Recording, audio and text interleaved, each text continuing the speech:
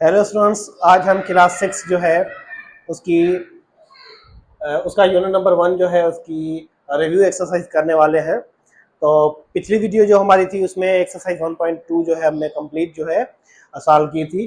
अब आखिरी एक्सरसाइज की है रिव्यू एक्सरसाइज।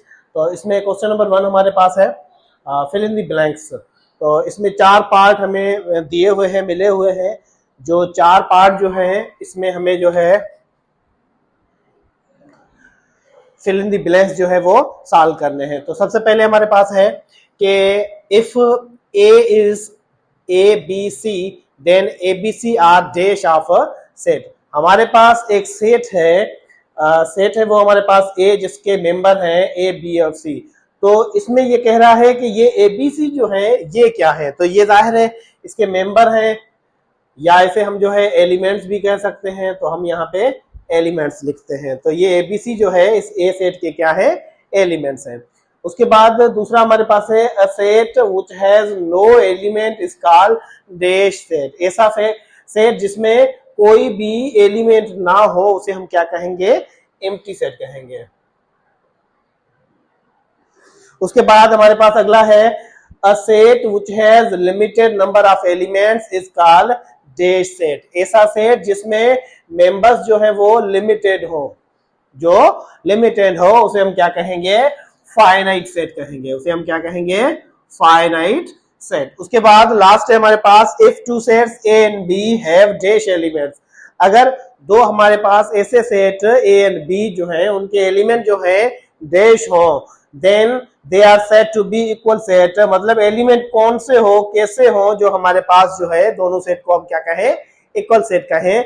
तो जाहिर है हमारे पास एलिमेंट जो है सेम होने चाहिए। अगर एलिमेंट जो है दोनों सेट में सेम होंगे तो हम दोनों सेट को क्या कहेंगे, नंबर 2 हमारे पास है चूज द करेक्ट आंसर्स। तो इसमें जो है हर पार्ट का जो है उसके चार चार जो है हमें जवाब मिले हुए हैं, एमसीक्यू टाइप है ये। तो उसमें से एक जो है आंसर उसका सही होगा। सबसे पहले हमारे पास if B is the set of the vowels of English alphabet. अगर बी हमारे पास जो है ऐसा सेट है जिसमें जो उसके मेंबर्स हैं वो इंग्लिश अल्फाबेट के वावेल हैं, तो हमें जो है इनमें से आंसर जो है वो चूज करना है कि अगर मैं यहाँ पे सेट लिखूं B equal to A E I O U यू, तो यहाँ पे अगर हम देखें तो P बिलोंग्स टू B, क्योंकि P जो है वावेल में नहीं आता। उसके बाद E वावेल में आता है, लेकिन इसमें कह रहा है कि E not belongs to B, E not belongs to B। अगर यहाँ पे बिलोंग्स टू होता तो ये आंसर सही होता, लेकिन ये भी गलत है। अगर हम सी पे आते हैं तो सी में है कि बी बिलोंग्स टू बी, तो बी इस सेट में मौजूद मेंबर नहीं है। उसके बाद डी है कि ए बिलोंग्स टू बी, ये बिल्कुल इसका जवाब सही है। उसके बाद अगला हमारे पास है कि एक सेट है जिसमें मेंबर है एक एफ इस कॉल्ड, इस सेट को हम क्या कहेंगे, नल सेट कहेंगे। ऐसा सेट जिसमें कोई भी मेंबर ना हो। इनफाइनाइट सेट ऐसा सेट जो कंटिन्यू हो, चलता रहे। सबसेट उसमें हमारे पास 2 सेट आते हैं, लेकिन लास्ट वाला है सिंगलटन सेट, ऐसा सेट जिसमें सिर्फ एक ही मेंबर हो, तो ये हमारे पास सिंगलटन सेट है। उसके बाद नंबर 3 है if sets A and B are equal. 2 set हमारे पास इक्वल होंगे कब, वन इक्वल होंगे, लेकिन उनके लिए हम सैंपल कौन सी यूज करेंगे, तो सैंपल हमारे पास इक्वल वाली सैंपल जो है हमारे पास ये है डी, क्योंकि ये हमारे पास जो है सैंपल है बिलोंग्स टू की, ये है हमारे पास सबसेट की, और ये हमारे पास जो है वो इक्विवेलेंट की है, और ये हमारे पास इक्वल सेट की है। अब आते हैं इसके आखिरी पार्ट पे जो नंबर 4 है हमारे पास। इसमें है कि if A set A equal to A B C and B equal to A B C D E, then अब ये हमारे पास 2 सेट मिले हुए हैं। इसमें से पहले हम ऑप्शन देखते हैं। तो पहला ऑप्शन है ए इक्वल टू बी, तो ये दोनों इक्वल नहीं है, तो पहला ऑप्शन गलत हुआ। दूसरा है ए इक्वलेंट टू बी, ये भी गलत हुआ। और उसके बाद अगला है सी हमारे पास के ए जो है वो सबसेट है बी का, तो ए के सारे मेंबर बी में मौजूद हैं, A B and C, A B and C, तो सारे मेंबर मौजूद हैं, तो सी वाला ऑप्शन जो है इसका बिल्कुल सही है। अगला हमारे पास क्वेश्चन है 3। क्वेश्चन नंबर 3 में है राइट 2 एग्जांपल ऑफ सेट। हमें हमारे पास जो है कोई भी सेट के 2 एग्जांपल हमें जो है लिखने हैं। तो एक मैं लिखता हूं set of Wavell letters of English alphabet, तो वो हमारे पास हो गया ए E I O U you. उसके अलावा कोई और सेट हम जो है मैं लिख लेता हूं कि set of natural number. So natural number का सेट जो है n equal to 1 2 3 and dash dash. तो इसमें क्या क्या करना था कि हमें कोई भी दो सेट के एग्जांपल लिखने थे, तो हमने ये लिख दिए, एक ये हमारे पास, एक ये हमारे पास। और हमारे पास है right the following sets in table of form. हमें 4 पार्ट दिए गए हैं, इनको हम टेबल ऑफ फॉर्म में लिखेंगे। तो सबसे पहले हमारे पास है A is the set of all even numbers between 2 and 10। 2 और 10 के दरमियान में जितने भी इवन नंबर हैं उन सब का हमें सेट बनाना है। तो सेट है A हमारे पास, उसमें इवन नंबर आएंगे, 2 के बाद आता है 4, 6 एंड 8। बिटवीन कह रहा है, इसमें 2 और 10 जो है शामिल नहीं होंगे। उसके बाद अगला हमारे पास है B is the set of all odd numbers from 1 to 17। From 1 to 17 मतलब 1 से लेके 17 तक सारे ऑड नंबर्स, 1, 3, 5, 7, 9, 11, 13, 15 और 17 जो है, ये जो है हमारे पास दूसरा पार्ट है। उसके बाद है third part, C is set of the natural numbers divisible by 2 and less than 30। मतलब सी जो है एक ऐसा सेट है जिसमें आपको जो है ऐसे नेचुरल नंबर लिखने हैं जो 2 से डिवाइजिबल हो, मतलब इवन नंबर हो, लेकिन वो 30 से छोटे हो। अब 2 से डिवाइजिबल 30 से छोटे जो है कौन से होते हैं, तो स्टार्ट हम 2 से करेंगे।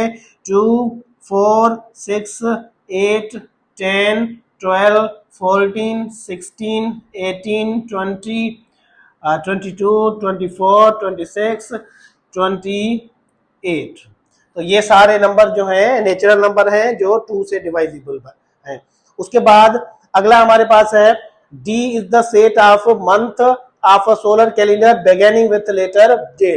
मतलब सोलर जो कैलेंडर है उसमें जो है 12 हमारे पास मंथ है, उसमें से कौन से ऐसे मंथ है जिनका नेम जो है जे से स्टार्ट होता है। एक तो जनवरी हो गया, दूसरा जून हो गया, तीसरा जुलाई हो गया। तो डी हमारे पास सेट जो है इसमें क्या क्या आएगा, एक तो जनवरी आएगा, दूसरा जून आएगा और तीसरा जुलाई आएगा। तो ये हमारे पास इसका आंसर है। क्वेश्चन नंबर 5 हमारे पास है, इसमें हमें जो है फाइनाइट और इनफाइनाइट जो है सेट देखने हैं।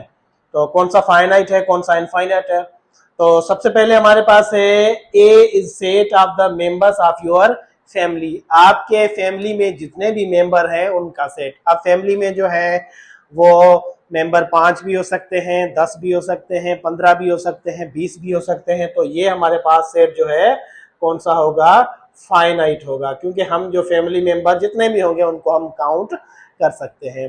उसके बाद अगला हमारे पास है B is the set of all even numbers. जितने भी हमारे पास इवन नंबर्स हैं उन सब का सेट। अब जितने भी इवन नंबर, अब इस ये जो है हमारे पास क्या होगा, इनफाइनाइट होगा, क्योंकि हमें पता नहीं है कि कितने इवन नंबर हैं। तो इवन नंबर जो है वो बहुत सारे हैं, काउंटलेस हैं, तो वो क्या होगा, इनफाइनाइट होगा। उसके बाद अगला सी हमारे पास है, नंबर 3 है, C is the set of the prime factor of 60। अब हमारे पास जो है 60 के वो फैक्टर जो प्राइम हो।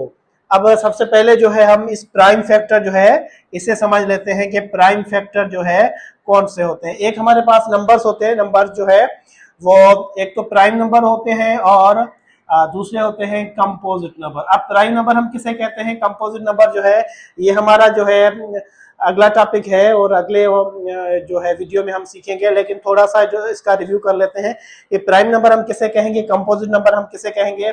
अगर हमारे पास ऐसा नंबर जिनको सिर्फ 2 टेबल लगे, ऐसा नंबर जिसे सिर्फ 2 टेबल लगे, तो उसे हम प्राइम नंबर कहेंगे। फॉर एग्जांपल अगर मैं कहूं कि 5 को कौन कौन से फैक्टर है 5 के हैं, मतलब कौन कौन से नंबर्स हैं जो 5 को डिवाइड कर रहे हैं। तो एक तो 5 को जो है 1 डिवाइड कर रहा है और दूसरा जो है 5 डिवाइड कर रहा है। मतलब ऐसे नंबर हमारे पास जिन्हें सिर्फ 2 टेबल लगे, 2 जो है नंबर जो उसके सिर्फ 2 ही नंबर उसके फैक्टर हो, तो उन्हें हम कहेंगे प्राइम नंबर।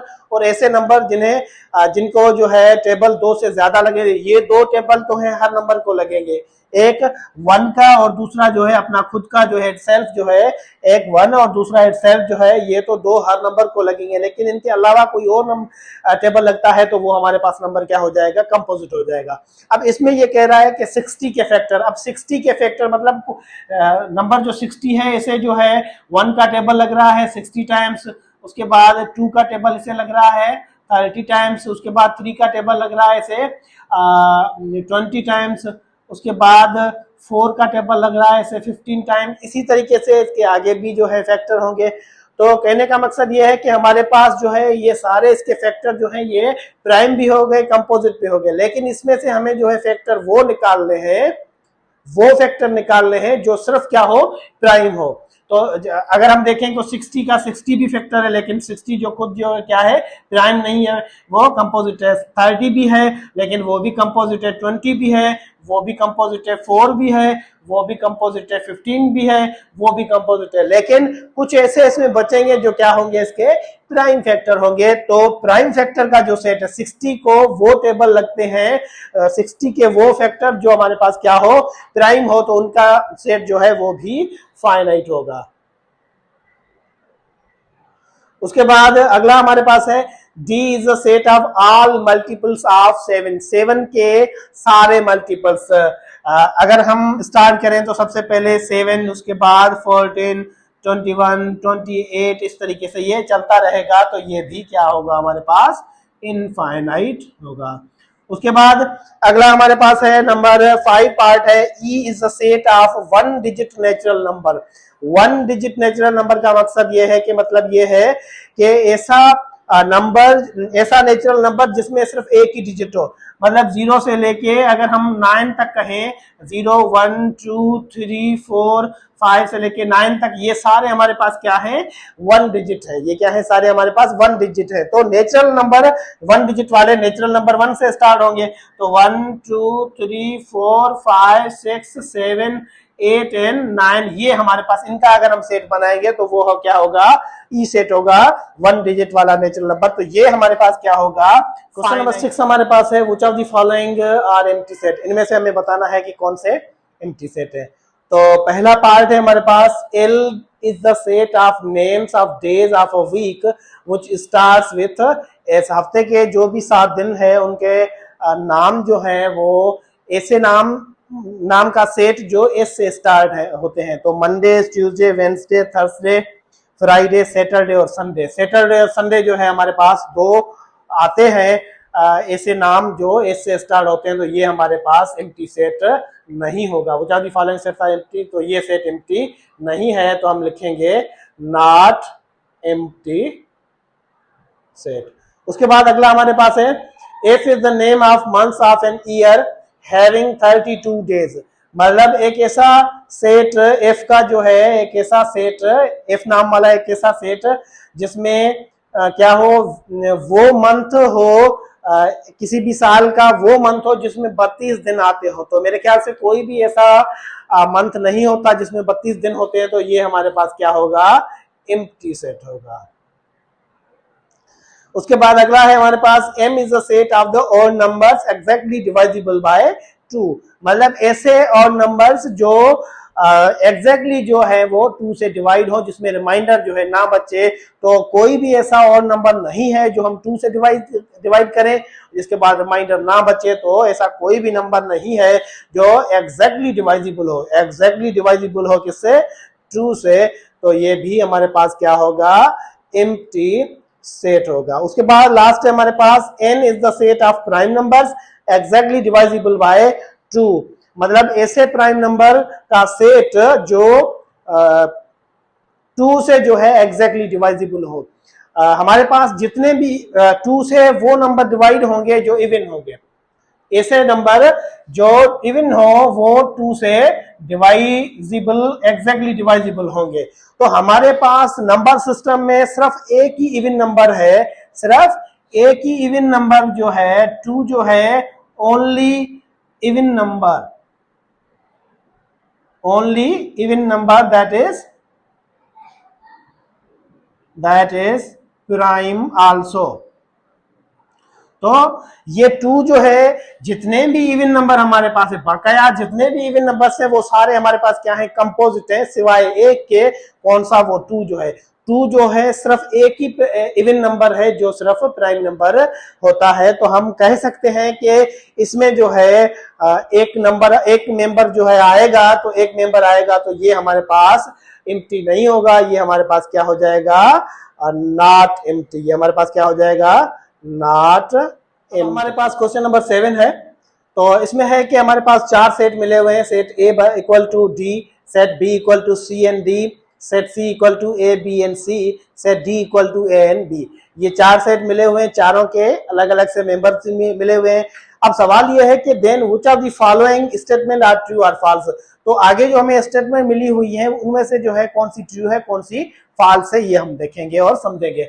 तो सबसे पहले हमारे पास स्टेटमेंट है कि डी जो है वो सबसेट है सी का, डी सबसेट है सी का। इसका मतलब क्या है कि डी के सारे मेंबर सी में मौजूद है। अब हम देखते हैं यहाँ पे कि हमारे पास 2 सेट है, एक है हमारे पास डी और दूसरा है सी। क्या डी के सारे मेंबर सी में मौजूद हैं? स्टेटमेंट सही कह रही है या नहीं? तो डी में है ए और बी, सी में है ए बी और सी, तो ए बी इसमें मौजूद है, तो डी जो है ए सी का सबसेट है। तो इसका मतलब ये जो है हमारे पास स्टेटमेंट बिल्कुल सही है। पार्ट है हमारे पास कि ए जो है सबसेट नहीं है सी का, मतलब ए के सारे मेंबर सी में मौजूद नहीं है। तो अब हम देखते हैं कि ए में मेंबर है डी और सी में मेंबर है ए बी और सी, मतलब ए का जो मेंबर है वो सी में नहीं है, बिल्कुल नहीं है। तो ये स्टेटमेंट भी हमारे पास क्या होगी? ट्रू होगी, क्योंकि हमारी स्टेटमेंट भी यही कह रही है कि ए सबसेट नहीं है सी का। तो हमने वहां पे देख भी लिया कि ए के मेंबर सी में मौजूद नहीं है, तो ये भी हमारे पास स्टेटमेंट सही है। स्टेटमेंट नंबर 3 है हमारे पास कि बी सबसेट है डी का, मतलब बी के सारे मेंबर डी में मौजूद है। तो बी के मेंबर है सी और डी, ये डी में मौजूद है लेकिन ये मौजूद नहीं है। यहाँ पे सी डी है, यहाँ पे ए बी है, तो ये स्टेटमेंट हमारे पास क्या होगी? फॉल्स होगी, गलत है स्टेटमेंट। लास्ट है हमारे पास कि सी सबसेट नहीं है डी का, सी सबसेट नहीं है डी का, तो सी के मेंबर सारे जो है डी में मौजूद नहीं है। तो हम देखते हैं कि यहाँ पे सी के मेंबर है ए बी और सी, और डी के मेंबर है ए बी, तो हमारे पास सी मेंबर यहाँ पे है लेकिन डी में नहीं है, तो सी के मेंबर सारे डी में मौजूद नहीं है। तो ये स्टेटमेंट भी हमारे पास क्या है? ट्रू है। क्वेश्चन नंबर 8 हमारे पास है indicate which of the following statements are true and false. तो ये हमारे पास 9 स्टेटमेंट मिली हुई है, कौन सी जो है स्टेटमेंट सही है कौन सी रॉन्ग है, गलत है, तो हम देखेंगे समझेंगे। स्टेटमेंट नंबर 1 है the members of any set are always same kind.